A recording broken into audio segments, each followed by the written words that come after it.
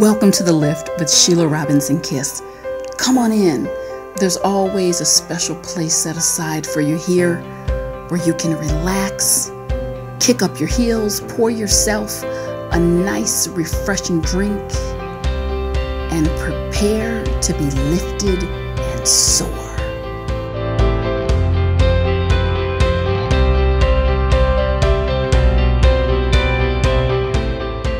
Thank you so much, everyone, and welcome back. It's always wonderful to connect with you.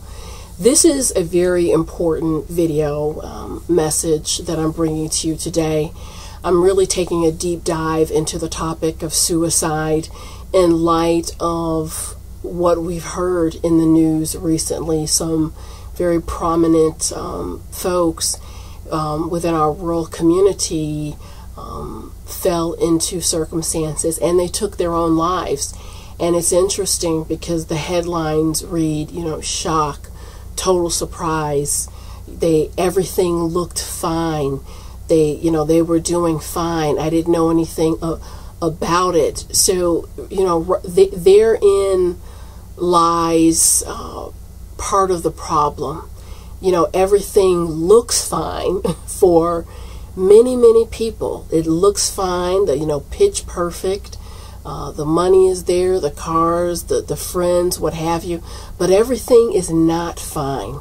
Everything is not fine under the surface.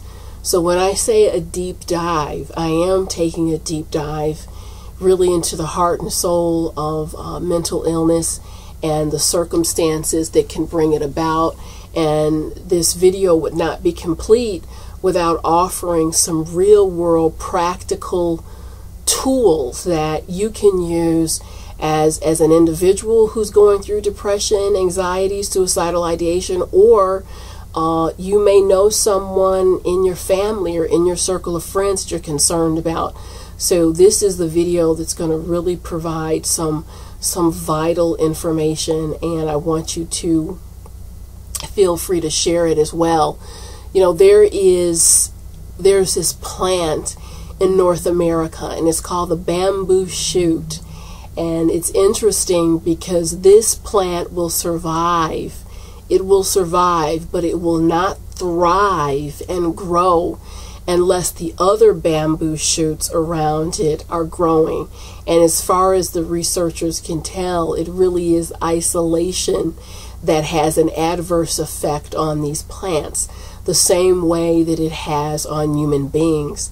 And certainly I'm going to talk about some mental health components in this video, but I really want to keep a strong focus on this aspect of isolation that is growing within our communities, and why we need to take a deeper look at it, and what can we do to insulate ourselves more. So there are a number of reasons why someone may fall into the kind of despair that would cause him or her to take their life. Sometimes it's an illness. Someone just cannot, the pain has become too much, or anticipating the pain is too much to bear. Other times there's organic brain issues, chemical imbalances that can make someone more susceptible to committing suicide, to dark clouds of depression and anxiety that so many folks battle. Unclear thinking brought on by drugs and alcohol is another reason. And then certainly there are circumstances that pop up, such as death, loss of a loved one, loss of a job, that can really make it look and feel like it's the end of the world. So any one of those taken alone will put someone in a compromised situation. But when you put the issue of isolation coupled with spiritual imbalance, and I do want to touch on the spiritual aspects of mental illness and isolation, when you couple it with those factors, see, then you have something of a perfect storm, and it really can't be ignored.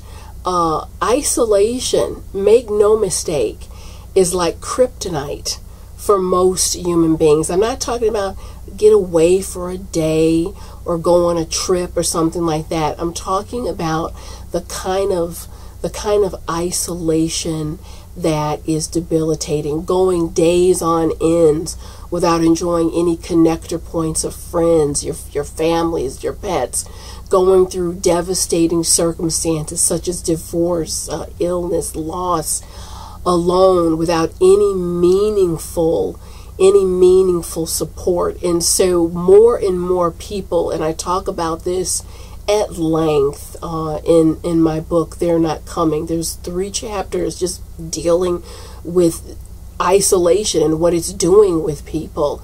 And I want to explain really what, because we hear these words, they're thrown around, but why is isolation such a problem? Why do we need to really insulate and cushion our lives? Number one, so what happens when someone is isolated and depressed? They start to have circular conversations within themselves that are debilitating. We all talk to ourselves throughout the day. There's a narrative going on in your head, but it's so automatic. Sometimes we don't even pay attention to it. And when you're depressed and isolated, 9 times out of 10, that narrative is going to be darker. And the problem is you don't have anyone to kind of, bump it up against your reality. You're creating a reality that's really colored by the despair you're experiencing, and that's a narrative 24/7. It's an issue. Secondly, the weight of isolation. The weight of isolation can lead to sadness and despair that can really open a gate wide for dark influences to enter.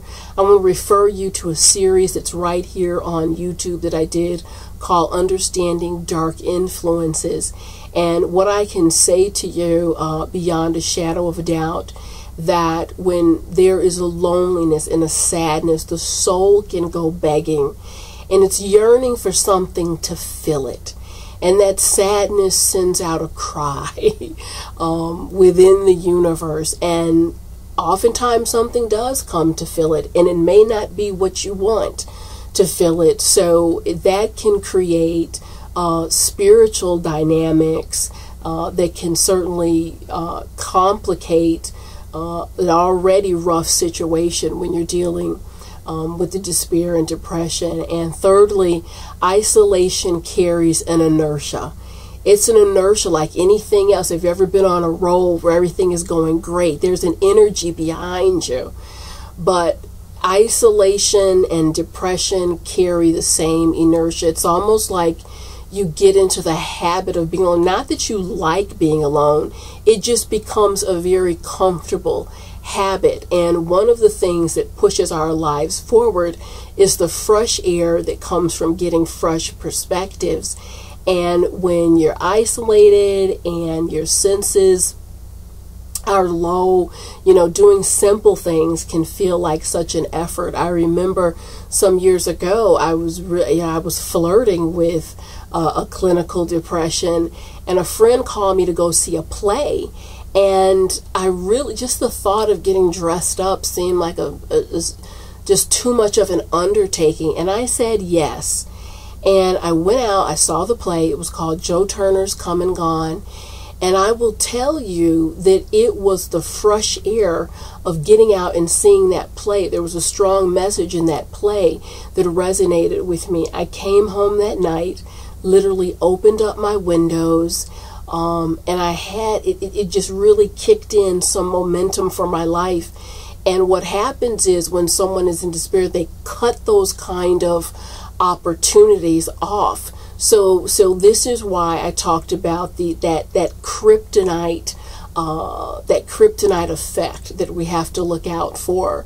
So what would you look for if someone is falling into a dangerous depression that could lead to suicidal ideation, open up the gate to suicide? Number one, a person may drop off who was normally bubbly, engaged, active, chatty, talking with you in a certain way, and it just kind of drops off, and it feels odd, it feels different. Some folks start to talk about death. giving things away. There can be major mood swings, different characteristics come out, doing reckless things, drugs and alcohol. And also, I'm going to say something here that you're not going to see on any checklist on Google or in any book. But another sign is when there's just something in your gut. All too often we dismiss what we feel in our gut. Something is wrong. When you feel something is wrong, you need to pay attention and take action. Well, Sheila, what do I do? It's just such a touchy situation. It is a touchy subject, and it's made more delicate because we don't talk about it openly. So people want to stay away from it. I'll give you the solution in 2 words. In 2 words. Care intervention. I want you to remember those words. Care intervention. It's not a formal intervention. A care intervention is what took place all the time years ago. They didn't call it a care intervention. They just called it caring. And that's really you simply, it could be a friend, it could be a loved one, it could be an acquaintance. We feel like we have to be so close to people, you know, to care, and you don't. Just maybe someone you're very cool with. And care interventions happen face to face or voice to voice. It's not that, you know, I'm against social media. I love social media. You know, I post all of that. But for something like this where you can get voice to voice over the phone or face to face, it's powerful. And you sit down and you let this person know, hey, I care about you. I wanted to set some time aside just for us, just for me and you to talk. How are you doing? How are things going? If you have noticed something, let them know. You know, I noticed that you're kind of backing away. You're kind of pulling off. Is everything okay? And these care interventions, my goodness, they're so simplistic, but they make all the difference. I had a care intervention with someone a few years ago, and mind you, you think you have to be so loving and close to people to do a care intervention. You don't. The prerequisite is just that you care about them. And this particular person, God forgive me, is a pain in the ass. They're a pain in the ass. I don't have an awesome history with this individual, but I do care. I do care. And I noticed that there was some changes, some substantial changes. Just pick up the phone. Hey, it always hasn't been a rocky road, but I care. I care about you. How are you doing? I noticed this, that, and the other. And what I remember from that conversation was such gratitude. You know, thank you so much for caring. This conversation did make a difference. It did help me to lift my spirits. I know that everyone is busy. And I could just hear someone saying, oh, wow, a care intervention. I don't even have 30 seconds. There are just things in life that I don't have a magic trick to open up time, but I can say there are people in life that we need to stop for, and there are things in life that we need to stop for. And a care intervention and a tender touch and just checking in is one of them. And I would also ask anyone who's watching this video as an add-on, I want you to sit and ask yourself, what kind of capacity do I have in my life? And what do I mean by capacity? See, people are set up differently in this modern world that we're living in. Some people are going home to families, lots of love or lots of friends, and your capacity, you have a richer capacity.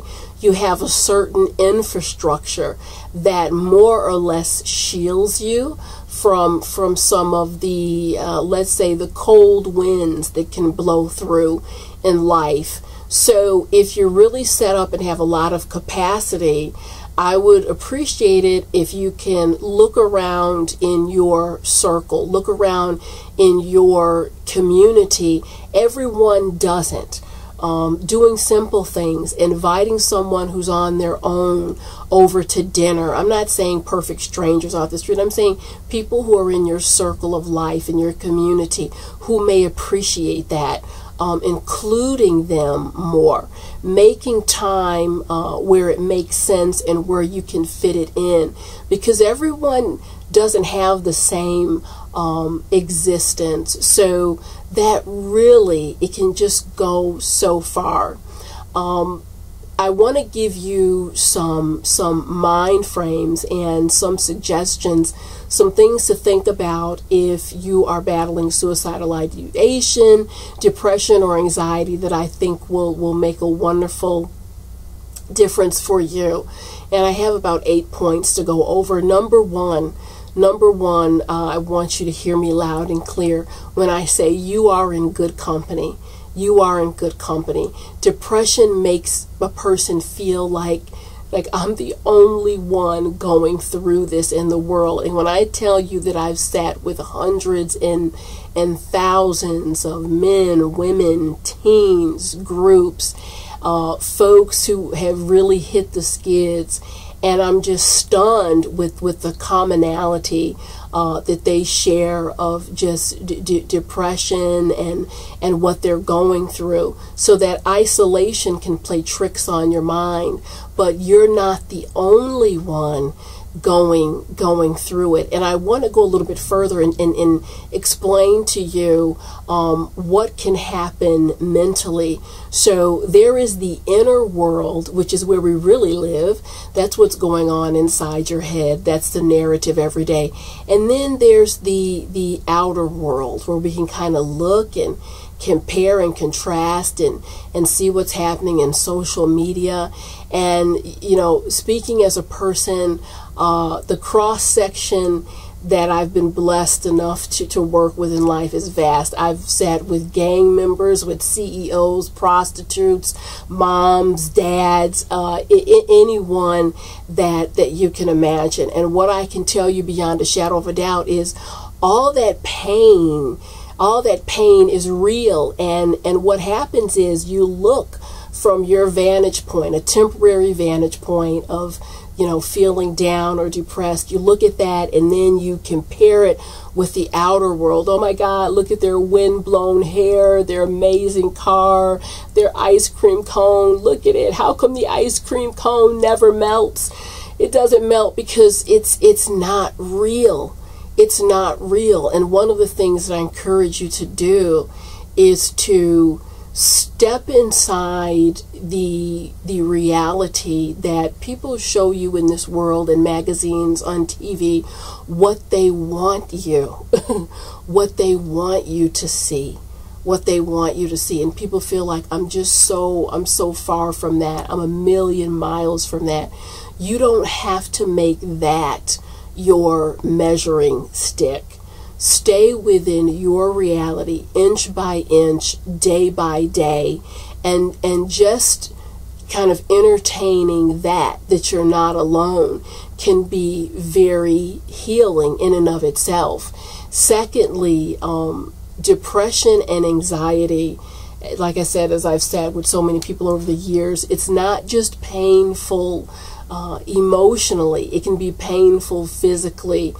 And I want to give you a beautiful recommendation that has helped so many people start to literally physically feel better. If you're not using and diffusing essential oils, I want you to find an essential oil program for yourself, because it's a miracle for supporting an elevated mood and thinking.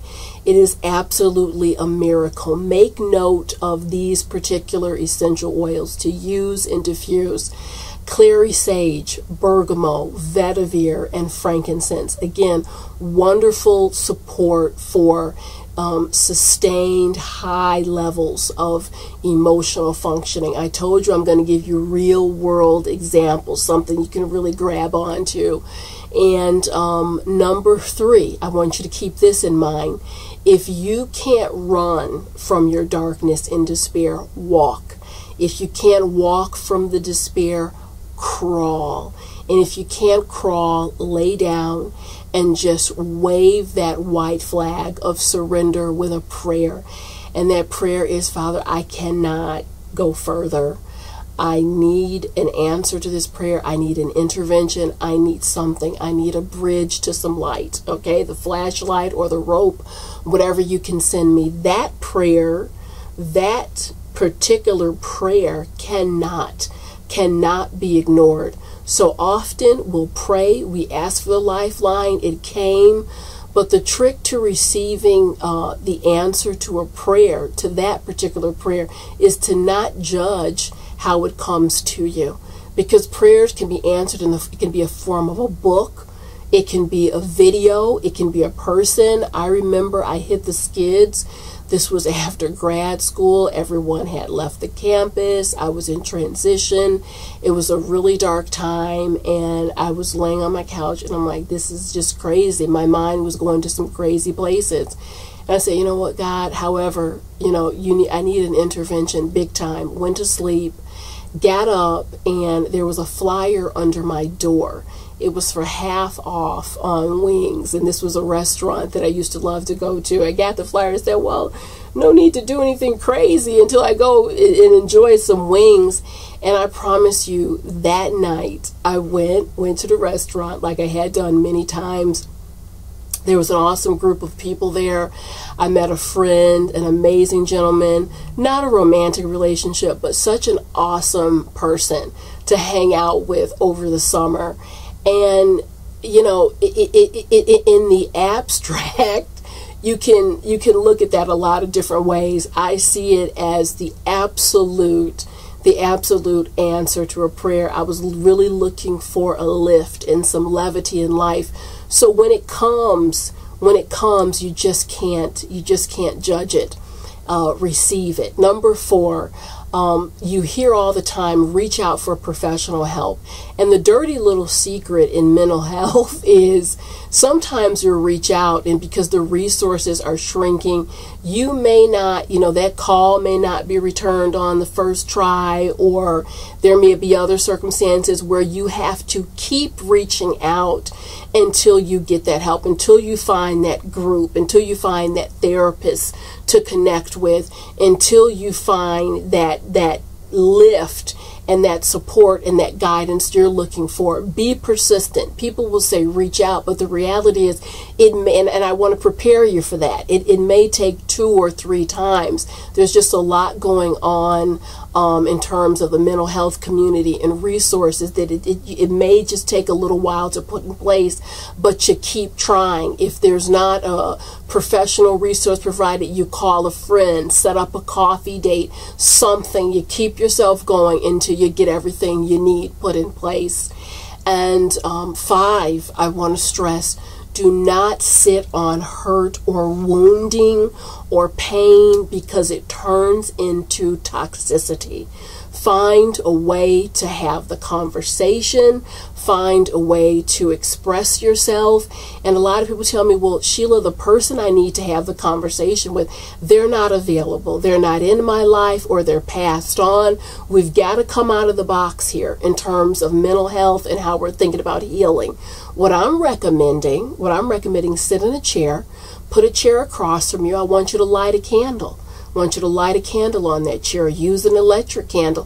Have the conversation. Get it off your chest. You don't need the person to be sitting there. My feeling is the essence and the soul will hear what you have to say. Whether they're passed on or whether they're no longer available, you sit and you get it off your chest. Do not hold on to toxicity. Everyone is not a safe space for you to share. There's people who can blow through your life, they hurt you, and they don't give you the courtesy of the conversation. So you don't need to go begging. There's a lot of creative ways that you can deal with this that are very, very healing and effective. Number six, I'd like you to revisit how you define connection. Revisit how you define connection. Connection does not have to be a BFF. It doesn't have to be your best friend. There's all sorts of pockets of connection that you can create for yourself. I call them connectors to life. They create a beautiful life, and they cushion you. They will cushion you beautifully in terms of depression, anxiety. So some of the connectors, our friends are connectors. And I want you to take a look at how you define friend, because a friend can be someone you have a cup of soup with, or, once in a while get together for a manicure, pedicure, go fishing. Friends are connectors. Nature, falling in love with nature, taking time to decompress, that's a connector. Your pets are connectors. Loved ones are connectors. The attitude that you cultivate for yourself, that's a life connector. And the more life connectors you have, the deeper and the fuller and the more complete your insulation for joy will be. I'd also like you, number 7, I want you to have a calendar. And this calendar, at any given time, I want that calendar to go 7 to 9 months out, okay? That calendar goes 7 to 9 months out. What do you put on the calendar? You put on the calendar folks you want to hang out with, little adventures or excursions, things that you want to do, plays you want to see, any type of thing, trips to the library. I want that calendar full. I want it lush. Therefore, there's always something to look forward to. Get creative. Get creative with your calendar. On my calendar, I have books that I want to read. I have little things that I want to do for myself and others. Just have fun with it. Calendars are amazing. And number 8, I want you to remember this. This too shall pass. This too shall pass. There is no eternal winter, and nor is there an eternal spring or summer. Everything has a season and a reason, and our life runs seasonally. So in those valley moments, you can find comfort in knowing this too shall pass. This is going to pass. I'm going to make it out of here. And in the high moments of your life, when everything is going well, let that be a reminder to savor every moment, because the tides go up and then go down, and time marches on. I have no judgment for anyone who has committed suicide. I did not walk in their shoes. The one thing that I do know is that pain and suffering offers a tremendous opportunity for growth and rebirth. And I want to share a beautiful, refreshing story with you before I close the video off. Some years ago, a woman came to see me after she had attempted to take her life. She took a handful of pills. Her sister found her, and she shared with me, Sheila, the one and only thing that I wanted in life. I felt that I was denied that, and I fell into despair. She was in her mid-40s, and she just wanted to be married, and she wanted to have children, and just the toll and the weight of not getting what she wanted in life, it really took her to a certain place. 3 years after she basically was rescued by her sister, came out of the hospital, she met a man in his late 50s. His wife had passed on unexpectedly, and they were raising his 2 grandchildren based on some unfortunate circumstances. And wouldn't you know, in her late 40s, that the dream that she wanted, what she thought was never going to be behind the next corner, it came to fruition. And I can't say it enough. There are golden nuggets set aside for all of us. Yes, life is hard. Yes, it can be crazy. I think most of us who are out here living it would agree. But there are beautiful times, and there's elevation that you don't want to miss. You don't want to miss that. You have to be here to enjoy it. So I thank you. I hope that this video has made a difference for you. Stay healthy, stay connected, and I'll see you next time.